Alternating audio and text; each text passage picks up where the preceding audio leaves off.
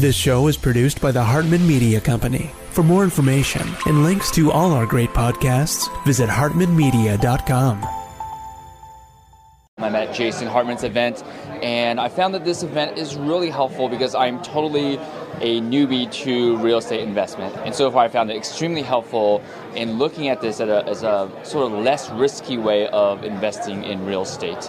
And it's been really an amazing event for me because all the content has been extremely helpful with what I want to get into.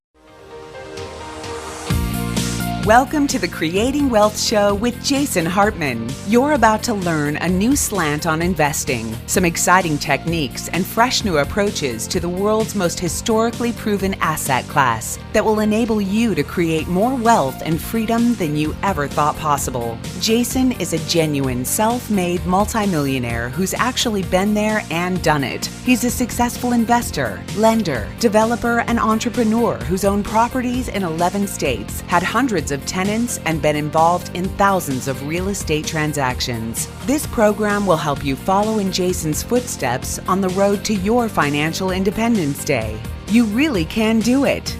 And now, here's your host, Jason Hartman, with the complete solution for real estate investors.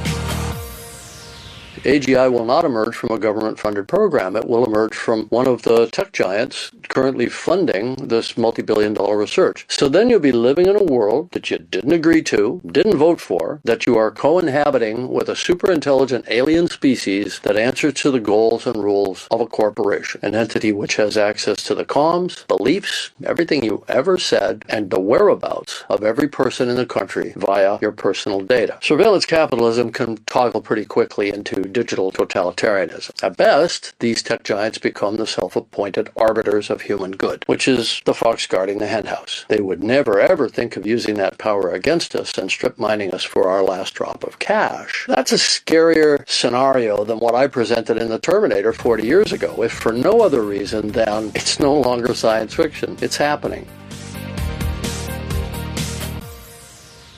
Welcome, empowered investors. Thank you for joining me today as we talk about how you should position yourself, how you should position your financial life to benefit from all the craziness that is going on in the world nowadays. And there is no shortage of craziness. My last episode, we talked about many things. We talked about technology and how it's an amazing time to be alive and so forth. But one of the connections I want to make sure I make for you is the connection of all of this great technology that is digitized, dematerialized, and making life better and less expensive, right? That's sort of one side of the equation.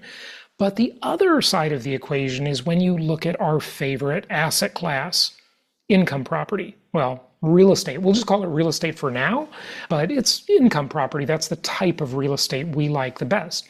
And the great thing about this asset class is that it is definitely not dematerialized. It is very much material, and it is very much non-digital. And as such, it is very hard to have any big disruption. Right? When you have a digital type of asset or any type of asset that can be dematerialized, you put yourself in a position with that where it can just be totally disrupted very, very easily. I mean, think of all the jobs that get disrupted when a new technology comes out that is a digital technology. You look at accounting and, for example, how much easier accounting has become over the years, right? I remember when the internet was a new thing. Yes, that was a very long time ago.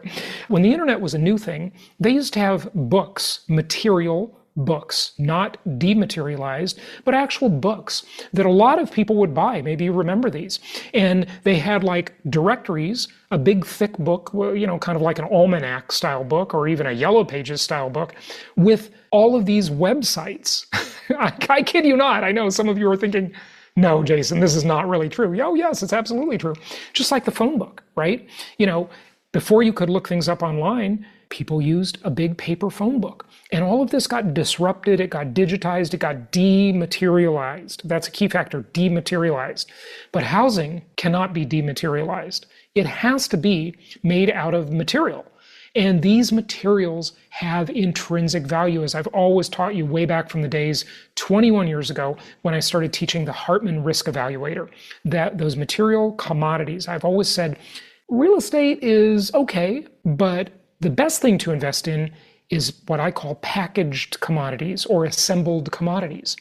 And that means all of the construction materials assembled on a plot of land and turned into a home, right? That is packaged commodities investing. And it is a great thing. And it all ties in with the Hartman Risk Evaluator and the land to improvement ratio and all of this great stuff that will minimize any downside risk and help us get the maximum upside benefit from our investments. So let's talk to my assistant for just a moment.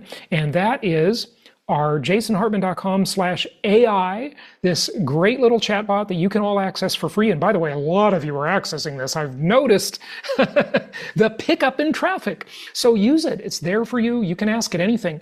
And one of the things was interesting. I went to dinner last night with a friend of mine, and I was saying to him, we were talking about these AI chatbots, and I was saying, you know, the chatbot really answers questions many times better than I do. Even though it's trained on my material, right? It got the information from me originally, right? Because we trained it on, a couple thousand podcast episodes. And so it's quite knowledgeable. But the thing it has that I don't have is it's much more patient than I am. And it isn't distracted like I am. And it doesn't have phones ringing and text messages coming in and all this stuff like I do, right? So really, in a lot of ways, it really is better. And it is going to dematerialize me, right, at some point, because it could put me out of a job. But let's talk to it now, and let's ask it something about today's topic, okay? So I'm going to click on voice, and hello, it's Jason Hartman. How can I help? Can you explain the Hartman Risk Evaluator? The Hartman Risk Evaluator is a concept I developed after 19 years in the real estate industry, and it's all about minimizing risk in your investments. Here's the core idea. The riskiest part of any real estate deal is the land. Why? Because land values are highly volatile. They can swing dramatically with market conditions. Improvements like the structure on the property are far more stable in value. So the evaluator focuses on the land to improvement ratio, or what I call the LTI ratio. Now think about this. If you're investing in a market where the land makes up a huge chunk of the property's value, like in San Francisco or New York, you're essentially gambling. Those markets are cyclical, and when they crash, it's the land value that takes the hit. But in linear markets where land values are low and improvement costs are higher, you're much more insulated from those wild swings. That's where you want to be. It's about being a prudent investor, not a speculator or gambler. This approach ties directly into one of my 10 commandments of real estate investing.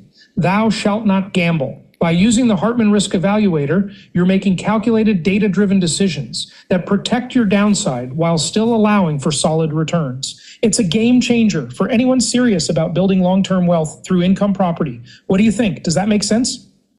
Yes, that does make sense. So you should invest in low land value markets, right? Exactly. Low land value markets are where you want to focus. Here's why. When you invest in a market with low land value and higher improvement value, you're significantly reducing your risk. The land is the speculative part. It's what fluctuates wildly in value. Improvements, on the other hand, are made up of commodities like lumber, copper, and concrete, which have intrinsic value and are globally traded. They're much more stable. Now, these low land value markets are typically what we call linear markets. They don't have the dramatic ups and downs of cyclical markets like San Francisco or New York. Instead, they offer steady, predictable cash flow. Think of places like parts of Indiana, Alabama, or Tennessee, markets where the land to improvement ratio is favorable. That's the sweet spot for long-term conservative investing. Does that align with what you're looking for? So isn't it interesting how the AI, it sort of stutters a little bit, right? And it's very patient. It explains things in a lot more detail than I would if you just asked me that question on the street, right? But what my friend said last night as we were discussing artificial intelligence is he said, do you know that most of these AI models, they only know one word ahead at a time? Isn't that interesting? And so you can hear how the AI, as it's answering the question, it sort of stumbles and stutters a bit, which is interesting. Let's ask it one final question here. Hey, can you tell me more about LTI ratio? The LTI ratio, or land to improvement ratio, is a concept I came up with to help investors evaluate the risk of a property. It's all about understanding how much of a property's value is tied up in the land versus the structure or improvements sitting on that land. Here's the deal. Land is speculative. Its value can swing wildly based on market conditions, zoning changes, or even just the whims of the local economy. Improvements, on the other hand, are made up of commodities, things like lumber, copper, concrete, that have intrinsic value and are globally traded. They're much more stable. Now, here's how you figure out the LTI ratio. You can look at your property tax bill, get an appraisal, or even check your insurance policy. Insurance companies only insure the improvement, not the land, because, hey, the land can't burn down, right? So if you see that the insurance value of the improvement is, say, $135,000, but the property's total value is $200,000, then you know the land makes up a smaller portion of the value. That's a good thing. It means you're in a lower risk situation. I discovered this when I was buying two properties at the same time, one in Orange County, California, and one out of state. The Orange County property was worth $815,000, but 81% of that was land value. The out of state property was only $159,000, but most of its value was in the improvement. Guess which one was the safer bet? The out-of-state property, hands down.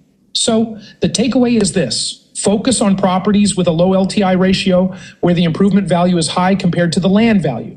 These are typically found in linear markets, which are more stable and offer steady cash flow.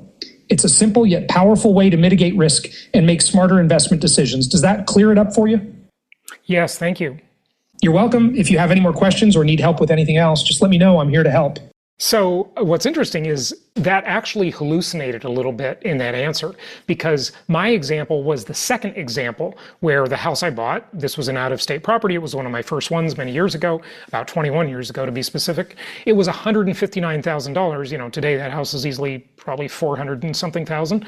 It was 159, and the land value was, I think, 125 or something like that, or 135. And so the improvement value was like 135, yeah. And the land value was only like $20,000 or $24,000. So it actually got that wrong, that equation wrong, because it said, in the first example, it said $200,000 and say the improvement's 135. So that was kind of interesting. So just be a little careful of that. Have you ever wondered how the top real estate investors consistently find the best deals before anybody else? Well, listen up, because this can transform how you invest. I'm excited to share something that's revolutionizing the real estate game. It's called Connected Investors.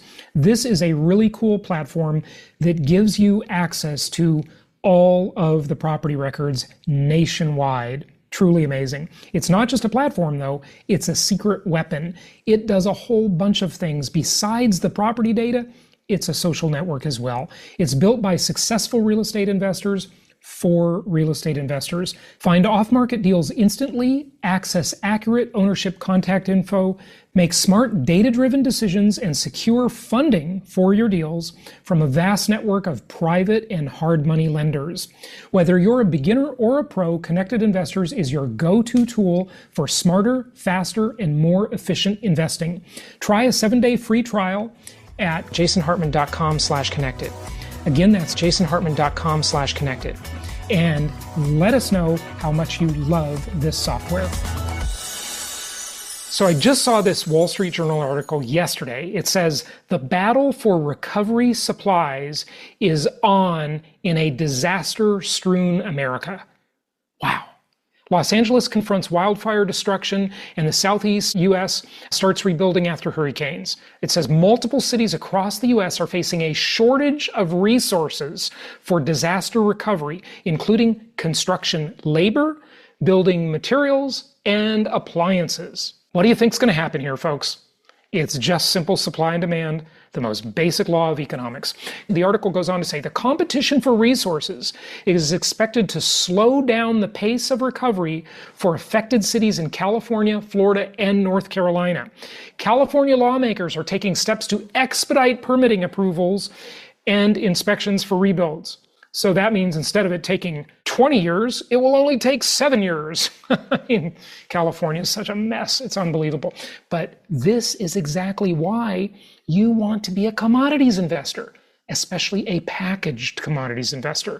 Rarely have so many cities ruined by natural disasters attempted to rebuild around the same time. Hurricane construction efforts are underway in North Carolina, Florida, Georgia, South Carolina, Virginia, and Tennessee. Soon, Los Angeles County will be starting to rebuild. So there you have it. That's exactly the situation we're in. And this is why the way to position yourself is, number one, keep those great properties you already own that you bought through your favorite company. You looked at them on jasonhartman.com and they're going to be great for you. But second, get some more. Corner the market, right? Get some more packaged commodities. Some built, constructed houses, and they have all those materials as their ingredients. Now, this is an interesting chart that I'm showing for those of you watching on video, and those of you watching video, you saw some pictures and so forth. But what this chart shows, it says the average itemized cost of construction of a typical U.S. single-family home. And basically what it does is it breaks down all of the different components. So the first one, and one of the most expensive components, is the framing and the lumber. That actually got less expensive since its peak in 2022. Remember the crazy lumber shortage during the COVID era, right? And it's like rob a lumber truck. That was better than a Brinks truck at that time because lumber got so expensive. We reported on that a whole bunch. One of our clients is in the lumber industry. He was sharing some insider newsletters, and I believe we had him on the show too to talk about it. I can't remember for sure, but I know I talked with him a lot. So that has actually gotten a little less expensive from its peak. It went from a high of $61,000 to just $50,000. So it went down by about $11,000. How about excavation, foundation, concrete, retaining walls, and backfill? Okay, that went up, and so now it's $43,000 versus $40,000 before. So that's up a little bit. But when you go down the list and you look at electrical, plumbing, HVAC, exterior wall finish, cabinets, countertops, roofing, windows and doors, do you see all these parts? And are you thinking about which parts here could be dramatically affected by Trump tariffs? Wow. That's also going to push up prices. We have so many factors in our favor right now to increase the ultimate value of our properties. And I know the market is quiet, the interest rates are high, affordability is in the tank, it's terrible. But you got to position yourself, right? You got to be ready ahead of the time that there is going to be big changes and big demand. Otherwise, you're just too late, right? You miss out. And we've all had that experience in life with many things where we kind of miss the boom because we thought about it for too long. We agonize, what if this, what if that? And then we suffer from the coulda, shoulda, woulda syndrome. And that's no fun.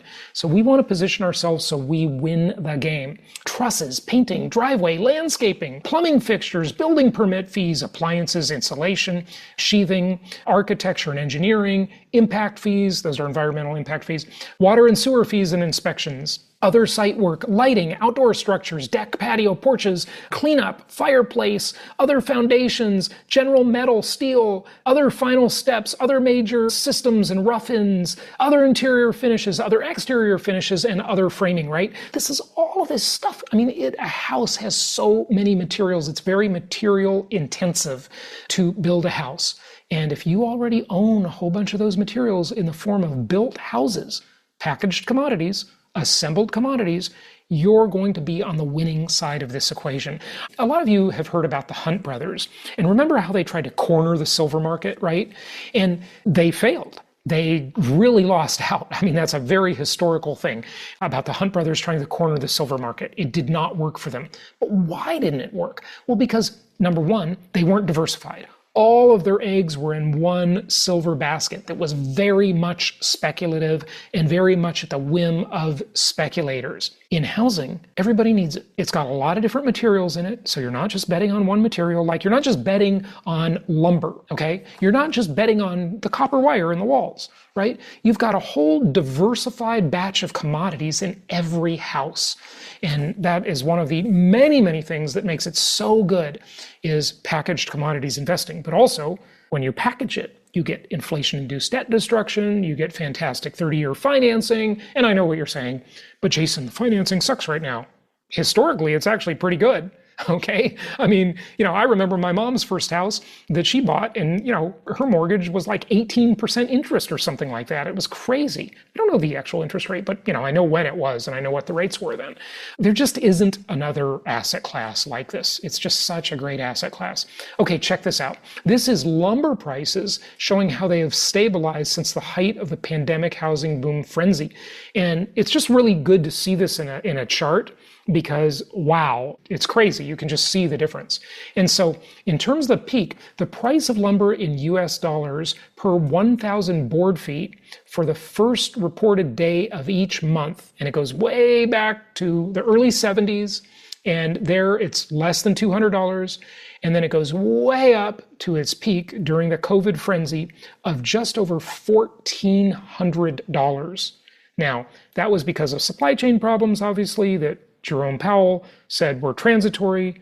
He was right for a while, but he kept repeating the same thing when he wasn't right, and he should have changed his approach much sooner, but that's history, and that's why when you have a centrally planned economy, you have central planners, they make mistakes. What if the market just set the value of money? Why should the Federal Reserve, why should a bank set the cost of money? It shouldn't be centrally planned like that. It should be a marketplace that sets the cost of money. And that's all an interest rate is, the cost of money. Okay. So now we're down to $551. Still, if you take out the COVID boom era, that is almost a record high. Okay, almost a record high in lumber prices, but not the crazy time of the supply chain problems and the frenzy. So I want to invite you again to join us for Empowered Investor Live. That is coming up in just a couple of months. It's in Irvine, California, a beautiful remodeled resort hotel that we've had lots of events in. We love this location. We love this venue. And a lot of you have been buying tickets already, so I want to thank you for that and say I'll look forward to seeing you there.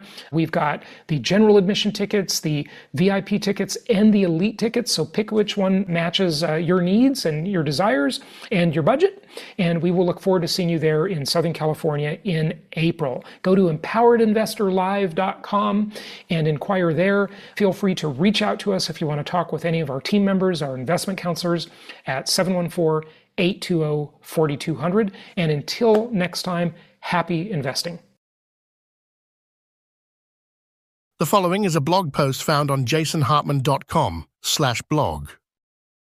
Navigating market analysis and forecasts data to hold the strategic decision-making. Today's ever-changing market makes it vital that businesses have accurate market research and forecasts to keep abreast with competition. They empower entrepreneurs with priceless knowledge of what's happening on the market, consumer preferences, and future prospects. Along this article, we will see what are the techniques of market analysis, or whether there are some new trends on motion, or simply how your business can use this data to make efficient decisions with an advantage. Understanding market analysis. Market analysis is a process of assessing a number of things that affect supply-demand fluctuations in a specific industry or a relatively small market segment. It integrates both the qualitative and quantitative methods to yield objective results. Key components of market analysis include the following. Identifying market trends. While application the historical data, the likeliness of noting the typology may occur. In this case, the one should establish the phenomenon. Monitoring up-to-date market dynamics, including shifts in consumer trends, innovations, and policy amendments, helps you capture the attention as well as understanding the market as much as possible. Building on with those techniques, e.g. the SWOT, strengths, weaknesses, opportunities, threats, analysis to evaluate the market environment. Assessing competitive landscape. Study rivalry in order to know their strategies as they have their strong points and weak sides. Identify the market space and sum and narrow large gaps to come up with possible areas for innovation and differentiation. Doing the balance between the company and the brand image that match in the market and customer's point of view and the competitor's impact. Understanding consumer behavior.